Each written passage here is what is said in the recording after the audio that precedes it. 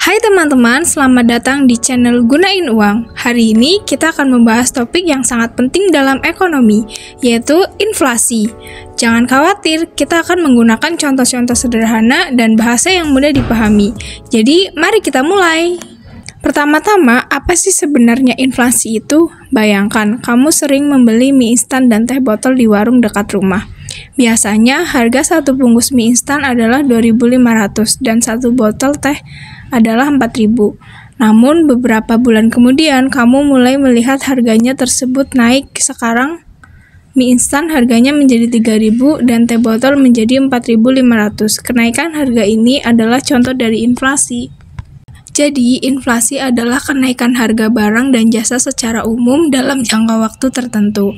Inflasi membuat nilai uang kita menurun, artinya dengan jumlah uang yang sama, kita bisa membeli lebih sedikit barang dan jasa daripada sebelumnya.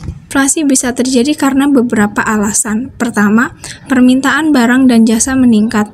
Misalnya, jika banyak orang membeli mie instan dan teh botol, permintaan naik dan pedagang bisa menaikkan harga. Kedua, biaya produksi naik seperti biaya bahan baku dan upah pekerja, sehingga produsen menaikkan harga jual barangnya. Selain itu, ada juga namanya inflasi yang disebabkan oleh ekspektasi. Misalnya, jika orang-orang percaya bahwa barang akan naik di masa depan, maka cenderung membeli lebih banyak sekarang. Hal ini juga bisa mendorong harga naik lebih cepat. Inflasi di Indonesia bisa terjadi karena dipengaruhi oleh beberapa alasan. Mari kita lihat beberapa penyebab utama inflasi dengan contoh nyatanya. 1. Permintaan barang dan jasa meningkat. Misalnya, ada sebuah tren makanan baru di media sosial yang membuat mie instan dengan varian baru tertentu menjadi sangat populer. Banyak orang ingin mencoba sehingga permintaan mie instan tersebut melonjak tajam. Akibatnya, produsen menaikkan harga karena stok terbatas dan banyaknya permintaan. Ini menjadi contoh inflasi yang disebabkan oleh kenaikan permintaan. 2. Biaya produksi naik. Contoh lainnya adalah ketika harga bahan baku seperti tepung terigu dan minyak goreng yang digunakan untuk membuat mie instan naik. Misalnya, jika terjadi gagal panen gandum di negara produsen tepung, harga tepung terigu akan naik. Produsen mie instan kemudian harus menaikkan harga produknya untuk menutupi biaya tambahan ini. Ini adalah contoh inflasi yang disebabkan oleh kenaikan biaya produksi. 3. Ekspektasi inflasi. Misalnya, jika masyarakat percaya bahwa harga teh botol akan naik bulan depan karena laporan berita tentang kekurangan bahan baku teh, mereka mungkin akan membeli lebih banyak teh botol sekarang untuk stok. Hal ini meningkatkan permintaan secara tiba-tiba dan perdagangan kenaikan harga. Ekspektasi ini bisa menyebabkan inflasi yang terjadi lebih cepat. 4. Nilai tukar rupiah yang melemah. Di Indonesia, inflasi juga bisa dipengaruhi oleh nilai tukar rupiah. Misalnya, nilai tukar rupiah melemah terhadap dolar Amerika. Barang-barang impor tersebut, bahan baku untuk mie instan dan teh botol menjadi lebih mahal. Peningkatannya, biaya impor ini kemudian menyebabkan produsen menaikkan harga jual produknya. Contoh nyata adalah ketika harga minyak dunia naik, biaya bahan bakar di Indonesia ikut naik karena sebagian besar masih diimpor. Kelima, kebijakan pemerintah. Kebijakan pemerintah juga dapat mempengaruhi inflasi. Misalnya, jika pemerintah memutuskan untuk menaikkan pajak pertambahan nilai atau PPN, harga barang-barang konsumen seperti mie instan dan teh botol akan naik karena pajak yang lebih tinggi. Ini adalah contoh inflasi yang disebabkan oleh perubahan kebijakan fiskal. Selain itu, ada juga istilah inflasi inti dan inflasi umum. Inflasi inti mengukur kenaikan harga barang dan jasa yang tidak termasuk makanan dan energi. Karena kedua komponen ini cenderung berfluktuasi lebih besar, inflasi inti memberikan gambaran yang lebih jelas tentang tren inflasi jangka panjang. Sekarang mungkin kamu bertanya-tanya, apakah inflasi selalu buruk? Jawabannya tidak selalu. Inflasi yang terkendali dan stabil bisa menjadi tanda bahwa ekonomi sedang tumbuh. Namun, inflasi yang terlalu tinggi atau tidak terkendali bisa merugikan karena daya beli masyarakat menurun dan menimbulkan ketidakpastian ekonomi. Lalu, bagaimana cara mengukur inflasi? Di Indonesia, Badan Pusat Statistik atau BPS menggunakan Indeks Harga Konsumen atau IHK untuk mengukur inflasi. Indeks harga konsumen mencatat perubahan harga dari sejumlah barang dan jasa yang sering dibeli oleh rumah tangga. Mari kita lihat contoh konkret.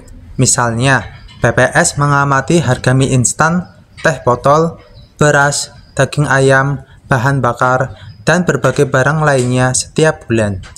Jika harga rata-rata dari semua barang ini naik dibandingkan bulan sebelumnya, maka indeks harga konsumen atau IHK akan menunjukkan inflasi. Selain indeks harga konsumen, ada juga yang namanya indeks harga produsen atau IHP yang mengukur perubahan harga dari sudut pandang produsen. Misalnya, harga bahan baku seperti tepung terigu untuk membuat mie instan atau harga teh untuk produksi teh botol. Jika harga bahan baku naik, produsen mungkin akan menaikkan harga jual produk mereka untuk menutupi biaya tambahan ini. Indeks harga produsen bisa memberikan indikasi awal tentang tekanan inflasi di tingkat konsumen. Jadi, kalau Badan Pusat Statistik atau BPS melihat bahwa harga tepung terigu naik bulan ini, maka indeks harga produsen akan naik.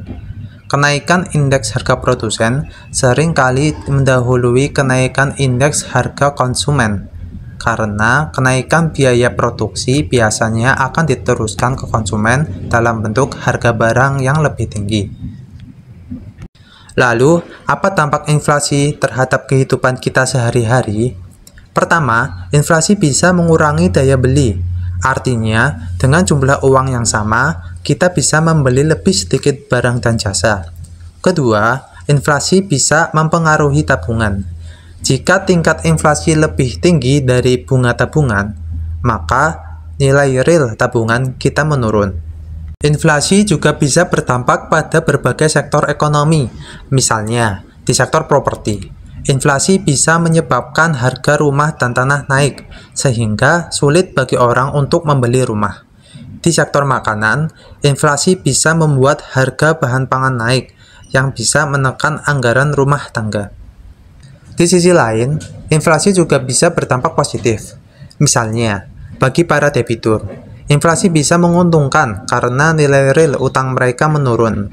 Namun, bagi para kreditur, inflasi bisa merugikan karena nilai real piutang mereka juga menurun. Pemerintah dan bank sentral memiliki peran penting dalam mengendalikan inflasi. Di Indonesia, Bank Indonesia menggunakan kebijakan moneter untuk menjaga inflasi tetap terkendali, seperti dengan mengatur suku bunga dan mengendalikan jumlah uang yang beredar. Penjelasan mengenai suku bunga sudah dijelaskan di video sebelumnya. Teman-teman bisa lihat videonya di sini. Selain kebijakan moneter, pemerintah juga bisa menggunakan kebijakan fiskal, seperti mengatur pengeluaran dan penerimaan negara, untuk membantu mengendalikan inflasi. Misalnya, dengan memberikan subsidi pada barang-barang penting atau menyesuaikan pajak. Nah, sekarang kita sudah lebih paham tentang apa itu inflasi dan bagaimana pengaruhnya terhadap kehidupan sehari-hari. Ingat, inflasi bukan hanya sekadar angka di berita, tapi sesuatu yang bisa kita rasakan langsung dalam aktivitas sehari-hari seperti saat membeli mie instan dan teh botol. Tapi, bagaimana cara kita menghadapi inflasi dalam kehidupan sehari-hari? Berikut beberapa tips praktis untuk menghadapi inflasi. Yang pertama, hemat dan bijak dalam berbelanja. Cobalah untuk berbelanja dengan lebih bijak, mencari barang dengan harga terbaik, dan menghindari pembelian impulsif. Yang kedua, investasi. Pertimbangkan untuk berinvestasi dalam aset yang nilainya cenderung naik seiring inflasi seperti properti atau saham. Yang ketiga, tabungan dan dana darurat. Tetaplah menabung dan memiliki dana darurat untuk menghadapi ketidakpastian ekonomi. Yang terakhir, tingkatkan keterampilan. Dengan meningkatkan keterampilan, kamu bisa meningkatkan daya saing di pasar kerja dan memperoleh pendapatan yang lebih tinggi.